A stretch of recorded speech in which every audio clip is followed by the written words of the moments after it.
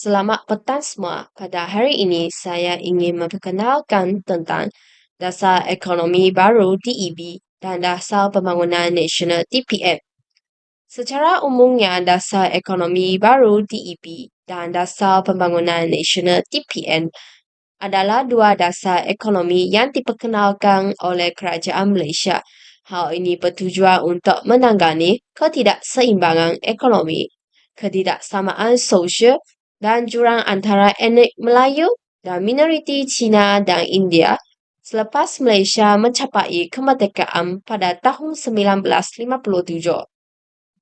Faktor-faktor yang telah mencetus pembentukan dasar ekonomi baru DEB iaitu kekurangan penekanan dalam aspek pengakihan kekayaan di Malaysia setelah kemerdekaan. Situasi ini telah mengakibatkan ketidakseimbangan yang ketara di kalangan pelbagai kumpulan etnik di Malaysia. Majoriti penduduk Bumiputera khususnya penduduk Melayu menghadapi masalah kemunduran ekonomi yang ketara berbanding minoriti Cina dan India. Situasi ini telah memberi kesan negatif sosial dalam bentuk rusuhan kaum pada tahun 1969, iaitu berlakunya peristiwa 13 Mei 1969. Seterusnya, kita dapat melihat terdapat beberapa contoh di sini yang membuktikan bahawa berlakunya ketidakseimbangan dalam kalangan pelbagai etnik di Malaysia pada masa itu. Contoh yang pertama, dari banci penduduk pada tahun 1970, kaum Melayu berada pada kadar kemiskinan yang paling tinggi di antara kaum-kaum di Malaysia.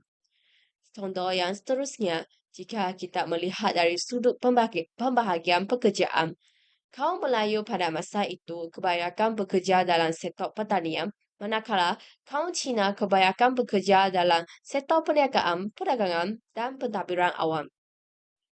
Kebincangan di atas dipercayakan telah merupakan suatu sebab utama berlakunya peristiwa 13 Mei 1969. Oleh itu, satu dasar telah diperkenalkan iaitu dasar ekonomi baru untuk membetulkan ketidakseimbangan sosial ekonomi yang wujud di Malaysia di antara kaum-kaum, di antara wilayah-wilayah dan di antara kawasan di wilayah yang Dasar Ekonomi Baru DB merupakan satu program sosial ekonomi di Malaysia yang dilakukan oleh Perdana Menteri Tun Abdul Razak. Matlamat utama dasar ini adalah untuk mewujudkan perpaduan negara dengan mengurangkan perbezaan ekonomi, sosial, kebudayaan, penempatan dan sebagainya. Dasar ini menggunakan strategi bersifat serampan dua mata dalam mencapai matlamatnya.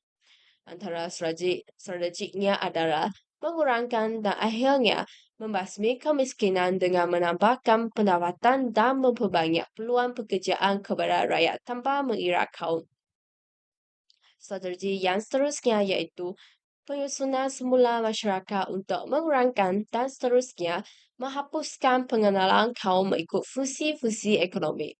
Secara kesimpulannya, dasar ekonomi baru DEB bermatlamatkan perpaduan negara melalui proses pembasmian kemiskinan dan penyusunan semula masyarakat di dalam konteks keselamatan negara yang kukuh. Oleh itu, usaha ini memerlukan usaha yang gigih daripada pihak kerajaan, pihak swasta dan masyarakat. Sekarang saya ingin memperkenalkan tentang Dasar Pembangunan Nasional DPN. Pada tahun 1990, berakhirnya rangka rancangan jangka panjang pertama RRJP1 dan Dasar Ekonomi Baru DEP. Dalam tempoh pelaksanaannya, ekonomi Malaysia telah berkembang dengan pesat walaupun menghadapi pelbagai cabaran.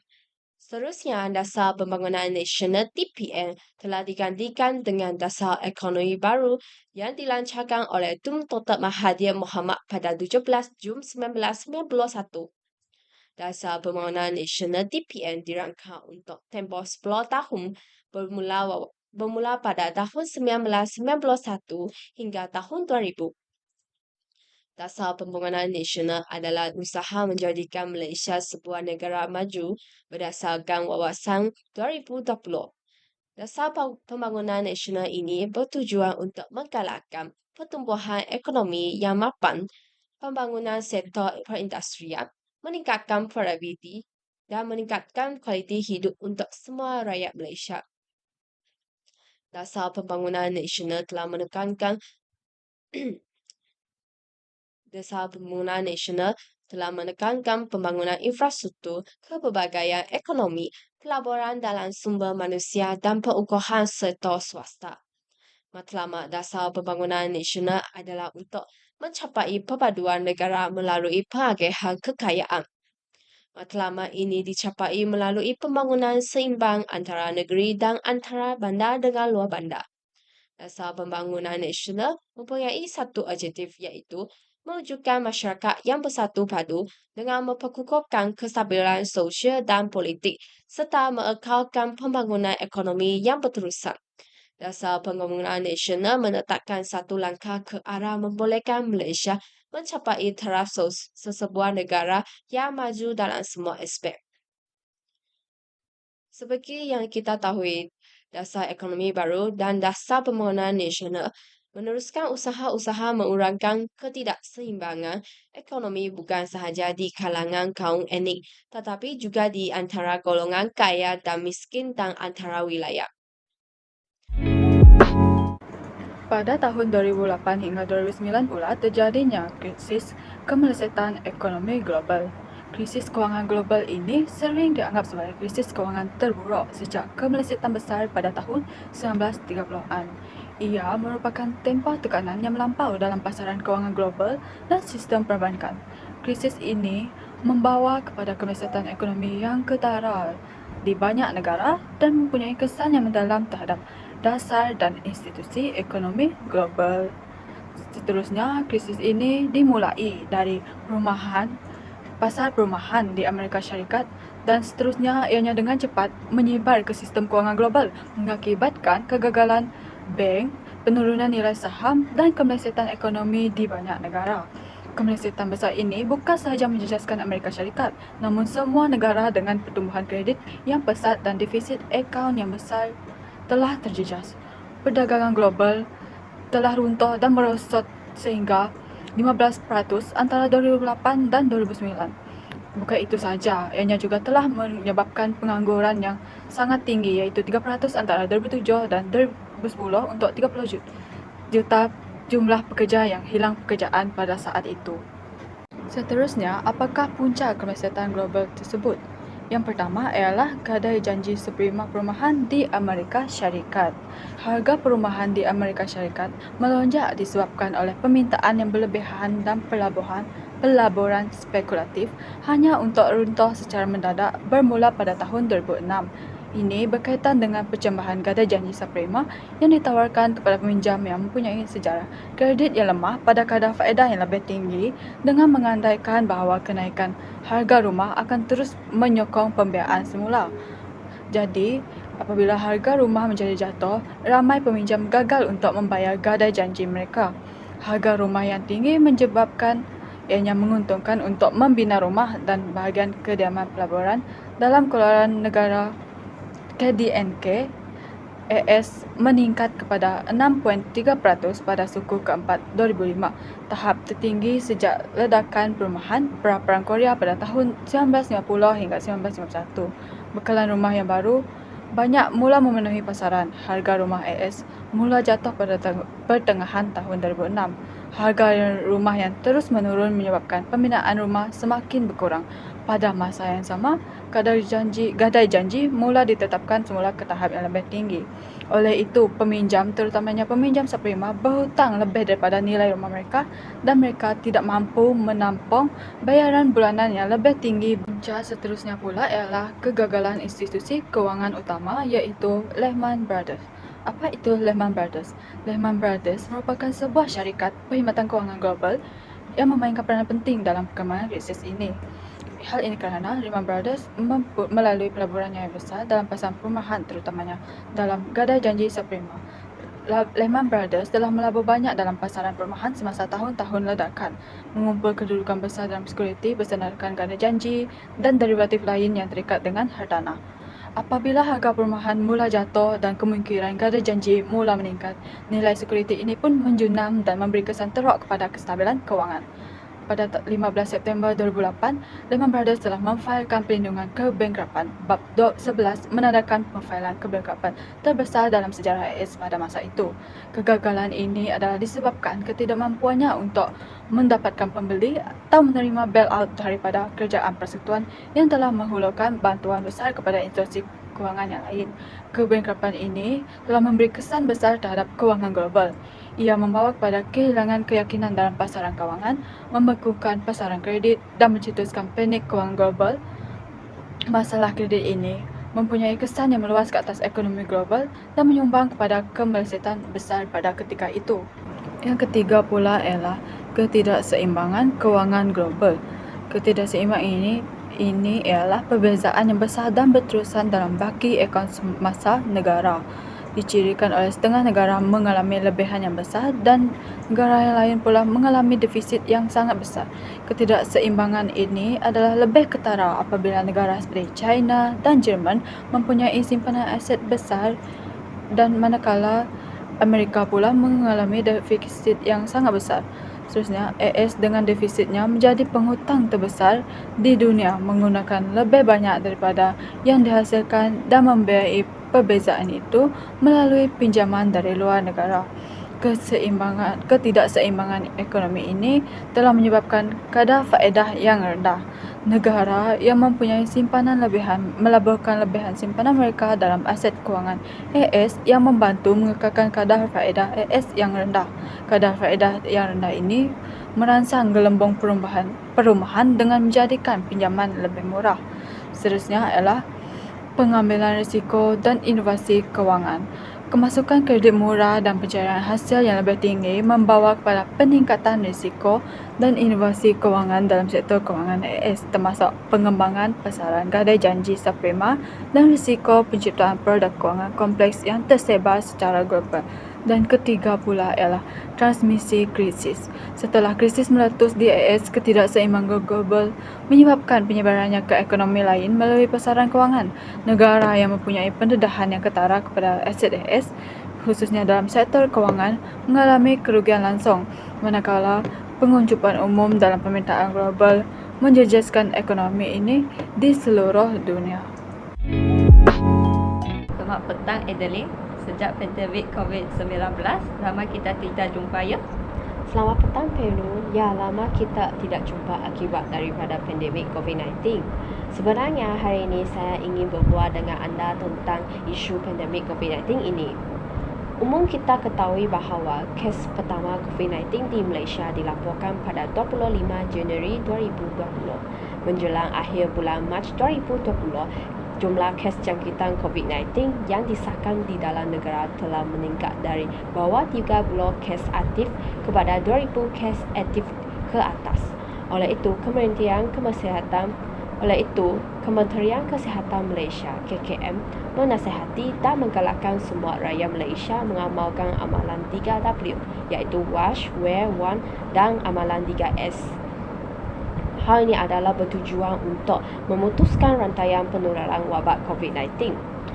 Ekoran daripada peningkatan jumlah kes yang mendadak pada bulan Mac 2020, Kerajaan Malaysia yang diketuai oleh Perdana Menteri Tan Sri Muhyiddin Yassin telah melaksanakan Perintah Kawalan Pergerakan PKP yang berkuasa mulai 18 Mac 2020 di seluruh negara.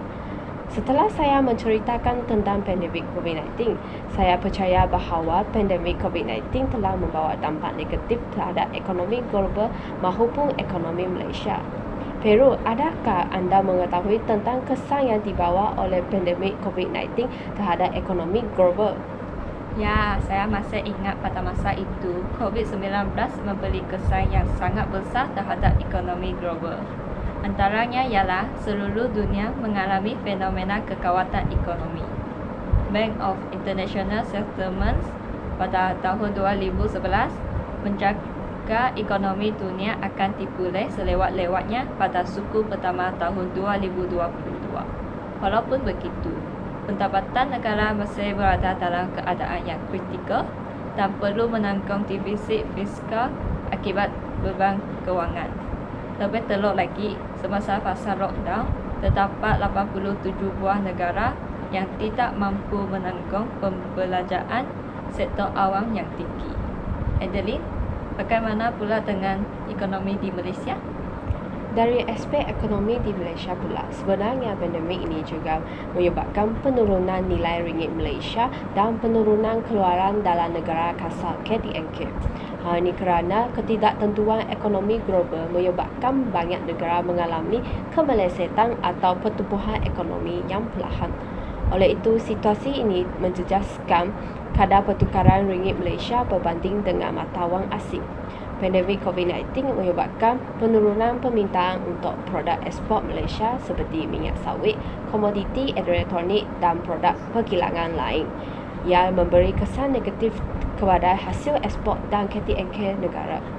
Seterusnya, pandemik COVID-19 juga menyebabkan Kerajaan Perikatan Nasional di bawah pimpinan Tan Sri Muhyiddin Yassin melaksanakan pelbagai insentif dan pakej rangsangan ekonomi. Ia bertujuan untuk membantu meringankan beban rakyat Malaysia dan juga usahawan tempatan yang terjejas teruk akibat pandemik COVID-19. Contohnya, pakej yang telah diperkenalkan seperti pakej Prihatin PKS tambahan, Kita Prihatin, Pemekasa tambahan dan pemulihan. Peru, pandemik COVID-19 ini telah memberi kesan terhadap ekonomi global maupun ekonomi di Malaysia. Justru bagaimana dengan bidang lain seperti bidang pendidikan di Malaysia? Baiklah Adeline, seperti yang kita tahu, kerajaan telah mengumumkan PKP semasa COVID-19 dan pelajar telah disuruh untuk menghadiri pembelajaran secara atas talian. Hal ini telah menjejaskan kualiti pendidikan kerana sesetengah keluarga tidak mampu menyediakan peranti seperti telefon pintar, tablet dan laptop untuk anak mereka. Ada juga murid-murid yang perlu berkongsi peranti dengan adik-beradik untuk menyertai kelas atas talian. Bukan itu sahaja, kekurangan kemahiran guru dalam penggunaan teknologi digital juga menjadi satu cabaran yang besar. Walaupun pada zaman yang canggih ini, tidak semestinya semua warga pendidik mahir dalam bidang teknologi kerana dalam kalangan mereka terdapat warga pendidik yang berusia dan tidak tertentang dengan teknologi digital. Oleh itu, mereka perlu mempelajari cara penggunaan aplikasi seperti Google Classroom, Google Meet, Zoom dan Canva supaya dapat menyediakan bahan mengajar yang lengkap serta menarik perhatian pelajar semasa menjalankan kelas atas talian. Adeline, sudah pasti setiap cabaran mempunyai penyelesaiannya. Oleh itu, apakah inisiatif yang telah diambil untuk menangani isu-isu ini? Baik, sebenarnya pihak kerajaan telah mengambil inisiatif untuk menangani pelbagai cabaran pada masa pandemik COVID-19 ini. Bagi cabaran ketiadaan peranti ketika pelajaran atas talian, Kementerian Kewangan dan Kementerian Pendidikan bekerjasama dalam melaksanakan program cerdik. Program cerdik ini adalah satu inisiatif perintis tanggungjawab sosial korporat yang diumumkan dalam Belanjawan 2021. Mereka telah menyediakan akses digital seperti pendidikan melalui akses kepada peranti dan sumbangan data. Oleh itu, kerjasama antara Kementerian Kewangan dan Kementerian Pendidikan ini dapat merapatkan jurang pembelajaran digital bagi sekolah rendah serta menegak di Malaysia. Program ini dapat memudahkan pembelajaran digital bagi murid yang datang daripada golongan berpendapatan rendah untuk mengikuti pembelajaran dalam talian. Seterusnya, pihak kerajaan dalam menyelesaikan cabaran kekurangan kemahiran guru dalam penggunaan teknologi digital. Menerusi inisiatif Jabatan Pendidikan Negeri JPN, Penjabat Pendidikan Daerah PPD dan sekolah, pendidik menghadiri pelbagai latihan pengajaran dan pembelajaran PTP dalam talian dan menggunakan teknologi ICT secara meluas. Usaha ini dapat membantu para pendidik bersedia dan membuat penyesuaian untuk mengajar dalam keadaan yang luar biasa ini. Kementerian Pendidikan Malaysia KPM dengan kerjasama Google Malaysia telah melaksanakan satu program program persetujuan dilema yang menawarkan penguatkuasaan pendidik dalam penggunaan produk dan alat Google yang menyokong pengalaman bilik darjah yang kuat serta hasil belajar. Baiklah, saya sangat menghargai atas perkongsian Adeline. Terima kasih. Terima kasih Peru juga. Ya. Setakat ini semua faham kak? Kalau ada sebarang pertanyaan boleh tanya. Baiklah, saya ingin bertanya kepada para pembentang. Saya ingin bertanya tentang bagaimanakah COVID-19 memberi impak terhadap ekonomi global. Itu saja soalan saya. Terima kasih.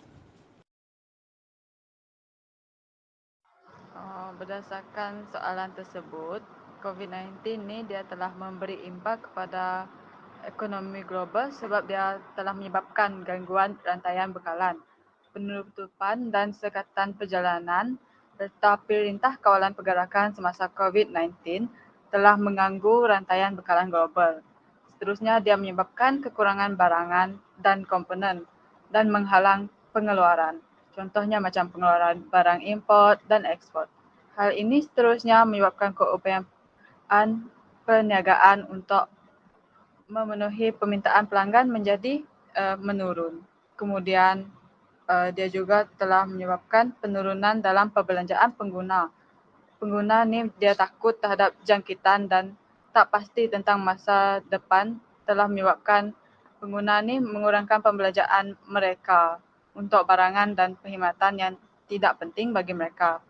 Hal ini telah membawa kepada penurunan hasil perniagaan dalam pelbagai sektor dan dia telah mempengaruhi ekonomi global. Kemudian selain itu, COVID-19 ini juga telah mempengaruhi ekonomi global kerana banyak perniagaan yang ditutup semasa COVID tersebut, terutamanya dalam industri perhotelan, perjalanan dan hiburan. Mereka terpaksa tutup untuk sementara waktu ataupun ada juga yang kekal sebab penutupan dan langkah penjarakan sosial untuk telah mengakibatkan ramai pekerja telah kehilangan pekerjaan dan hal ini membawa kesan kepada aktiviti ekonomi. Bukan itu sahaja, pandemik COVID-19 ini juga menyebabkan pengangguran dan kehilangan pendapatan. Hal ini kerana pada masa pandemik COVID-19 ini, ekonomi kita dalam keadaan tidak stabil, so berlakunya kehilangan pekerjaan dan pemberhentian telah mengakibatkan penurunan pendapatan isi rumah yang membawa kepada pengurangan perbelanjaan penggunaan dan kegawatan ekonomi selanjutnya. Akhir sekali, pada pendapat saya, pandemik COVID-19 ini juga memberi pandemik COVID-19 ini juga menyebabkan ketidaktentuan pasaran kewangan, iaitu ketidakpastian yang menyelubungi wabak ini telah menyebabkan kadar turun naik dalam pasaran kewangan tidak menentu. Oleh itu, ini telah menyebabkan keyakinan pelaburan menjadi goyak. Itu sahaja jawapan kita tentang soalan Dina. Baiklah, sekarang saya akan menjelaskan perubahan harga petroleum dan sumber-sumber alternatif. Kita akan melihat kesan perubahan harga petroleum terhadap ekonomi Malaysia. Ia terbahagi kepada dua jenis, iaitu kesan positif dan juga kesan negatif. Bagi kesan positif, ia telah membantu dalam pertumbuhan ekonomi negara. Apabila negara pengeluar minyak menaikkan harga petroleum kepada negara penimport, maka lebih banyak keuntungan akan diperolehi. Kenaikan harga petroleum juga menarik minat pelabur asing untuk melabur dalam sektor petroleum. Pelaburan ini telah mencipta peluang pekerjaan, merangsang pertumbuhan industri dan meningkatkan produktiviti ekonomi. Kesan positif yang kedua ialah dapat memajukan pembangunan negara. Pendapatan tambahan dari sektor petroleum boleh digunakan dalam pembangunan negara. Sebagai contoh, menggunakan wang yang sedia ada untuk membiayai pembangunan infrastruktur seperti jalan raya, terbangan terbang dan pelabuhan. Bukan itu sahaja, kerajaan juga dapat membangunkan pembangunan yang baharu bagi menarik minat pelancong untuk melancong di negara kita. Bagi kesan negatif perubahan harga petroleum terhadap ekonomi Malaysia pula, Ia akan membawa kepada kenaikan harga barang, terutamanya harga barangan makanan, sama ada dalam bentuk mentah, sebarang proses, atau siap diangkut dari tempat pemprosesan ke tempat pemasaran. Kenaikan kos pemprosesan telah menyebabkan pihak pengilang menaikkan harga barangan kepada peniaga. Kemudian, para peniaga turut menaikkan harga barangan bagi memastikan mendapat semula modal yang diraburnya. Lebih itu, pesan negatifnya juga ialah inflasi barangan berlaku. Apabila berlakunya inflasi, pasar beli pengguna akan menurun. Pengguna yang berpendapatan rendah tidak mampu membeli barangan kerana harga barang yang sangat mahal. Disebabkan perubahan harga petroleum, kerajaan telah berusaha untuk mencari sumber-sumber alternatif. Yang pertama ialah tenaga surya. Malaysia mempunyai potensi untuk membangunkan tenaga solar kerana menerima pancaran cahaya matahari selama 6 jam sehari. Kerajaan telah menunjukkan komitmen yang tinggi bagi memperluaskan penggunaan tenaga surya. Yang kedua ialah hidroelektrik. Tenaga hidroelektrik mempunyai potensi yang sangat besar untuk dimajukan di Malaysia. Namun, terdapat kekangannya iaitu memilih lokasi yang sesuai dan mempunyai sumber air yang berterusan. Oleh itu, projek pembangunan stesen mini hidro telah menjadi saranan daripada pihak kerajaan Malaysia. Yang ketiga ialah biodiesel. Tenaga biodiesel terutama daripada sisa kayu mempunyai potensi yang besar untuk dimajukan sebagai sumber tenaga. Kelapa sawit dan kayu kedah telah menjadi sumber biodiesel yang utama di negara Malaysia. Hal ini demikian kerana dianggarkan bahawa Malaysia menjana sehingga 80 juta tang sisa buangan setiap tahun daripada ladang-ladang kelapa sawit. Manakala pokok kerta perlu ditebang untuk ditanam semula kerana penyelenggaraan yang tidak baik. Baiklah, sekarang kita akan meneruskan kepada kesan kenaikan harga petroleum kepada sektor pendidikan. Antaranya ialah pembinaan dan pembangunan sekolah ditangguhkan. Hal ini demikian kerana kerajaan tidak mempunyai bajet yang mencukupi untuk membina sekolah yang baharu, terutamanya di kawasan pedalaman. Harga barang mula menaik selari dengan perubahan harga minyak telah menyebabkan kos pembinaan juga meningkat sehingga memakan juta-juta wang. Kesan kenaikan harga petroleum yang kedua terhadap sektor pendidikan ialah pembelajaran pendidikan terhadap anak meningkat. Hal ini terjadi kerana terdapat peningkatan yang tinggi dalam harga buku, kos pengangkutan dan bahan pembelajaran. Keluarga yang berpendapatan rendah tidak mampu menghantar anak mereka ke sekolah. Hal ini turut menyebabkan anak mereka tidak dapat melanjutkan pelajaran dan mengembangkan potensi diri. Bagi kesan keturunan harga petroleum kepada sektor pendidikan pula, antaranya termasuklah kedatangan pelajar dari luar negara. Hal ini dikatakan demikian kerana kos pengangkutan akan menurun dan memudahkan pelajar untuk datang ke negara Malaysia tanpa sebarang bebanan. Hal ini juga turut menarik minat pelajar dari luar negara untuk belajar dan menuntut ilmu di negara kita. Kesan keturunan harga petroleum kepada sektor pendidikan yang kedua ialah membawa kepada kenaikan taraf pendidikan. Dalam pada itu, kerajaan memiliki dana untuk membina sekolah dan menyediakan kemudahan asas yang diperlukan. Murid yang tinggal di kawasan pedalaman juga berpeluang untuk belajar. Bukan itu sahaja, kerajaan juga mempunyai wang yang lebih untuk memajukan institusi dengan menambahbaikan kemudahan yang sedia ada. Semua faham atas soalan? Saya ingin tanya, boleh jelaskan cabaran dalam memastikan keseimbangan ekonomi dalam pelbagai kaum di Malaysia? Sebab kan Malaysia ada pelbagai kaum. Ya, baik, saya akan jelaskan. Cabaran yang paling besar dihadapi ialah kesukaran untuk merapatkan jurang ekonomi antara kaum yang tidak seimbang. Bukan itu sahaja, kerajaan juga menghadapi cabaran dari segi pergauman dan campur tangan nasir luar. Selain itu, cabaran kerajaan untuk memupuk perpaduan juga akan muncul apabila tiada sokongan padu terhadap pembangunan kerajaan. Yang akhir sekali, cabarannya ialah rakyat terkongkong dengan ekonomi tradisional dan kurang penghayatan terhadap unsur-unsur patriotisme serta tiada sikap berdaya saing. Hal ini demikian kerana masyarakat bersikap memilih kerja dan kurang sifat. Faham. Terima kasih. Terima kasih. Ekonomi pada masa ini semakin tidak stabil. Hal ini telah memberi implikasi terhadap pendidikan di Malaysia.